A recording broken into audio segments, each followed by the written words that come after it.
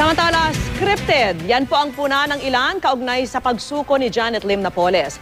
Bumuelta naman ng Malacanang sabay depensa sa mga naging hakbang ni Pangulong Aquino. Saksi si Teresa Andrada.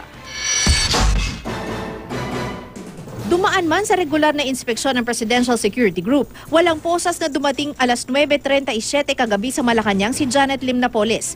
Yan ay kahit itinuturing na siyang fugitive from justice o nagtatago sa batas. Kasama ng asawang si retired Major Jimmy Napoles at abogadong si Attorney Lorna Capunan, dumiretso si Napoles sa receiving room ng palasyo. Kasama nila si Presidential Spokesman Edwin Lacerda at Secretary to the Cabinet Rene Almendra sa paghihintay kay Pangulong Aquino. Seguridad ang pinakalaman ng 10 minutong pag-uusap ng kampo ni Napoles at ng Pangulo, na sumama pa sa paghahatid sa negosyante sa Campo Crame kasama ni Interior Secretary Mar Rojas. Personal pa ngang ininspeksyon ng Pangulo kung ligtas si Napoles sa magiging pansamantalang kwarto.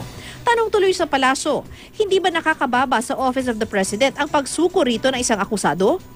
Sagot nito, bukod sa nangyari na ito sa ibang naunang Pangulo. If suppose we had that lead, Attorney Capunan told me they're willing to surrender, and then I said, di pwede kasi madidimi ng office ng president hayaan na lang. And then something happens, what do you think? Naging instrumento sa pagsuko si Lacerda na nakasama ng abogado ni Napoles na si Capunan sa isang law firm. 10 million ang reward. Tinawagan daw siya ni Capunan kasunod ng anunsyo ng Pangulo na 10 milyong piso ang patong sa ulo ni Napoles. She said that her client was willing to surrender to the president. Her only request was that her safety be secured, owing to the fact that there was on her part, there was fear or there were threats on her life.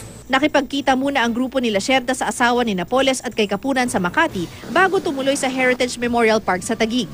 At around 9:08, dumating na dalawang babae. Yung isang babae si Miss Napoles, yung isang babae yung kanyang kasamba. I don't know kung kapag-anak or dala yung mga gamit ni Miss Napoles. Bukod sa kritisismo sa pagtanggap ng Pangulo sa sumukong si Napoles, isang kritisismo na kumalat sa social media ang nabanggit din ng ilang militanteng mambabatas. Matindi-tinding script po ito. Natalo pa ho ata niya yung My Husband's Lover in terms of ratings. Lahat naman iniisip, may kinalaman to sa presidential bid ni Mar Rojas. Mahirap makulayan ng politika ito, no? Salamat sa opinion.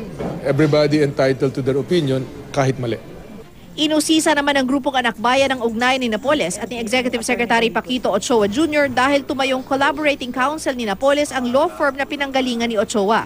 At bagamat nag-divest na si Ochoa sa law firm, may ugnayan pa rin kay Napoles ang consultant nitong si Brian Yamsua na dahilan nga raw ng pagkasibak nito. Nung Lunes, sabi ng Anak Bayan, hulihin si Napoles. Nung nag-surrender na si Napoles, scripted ang huli.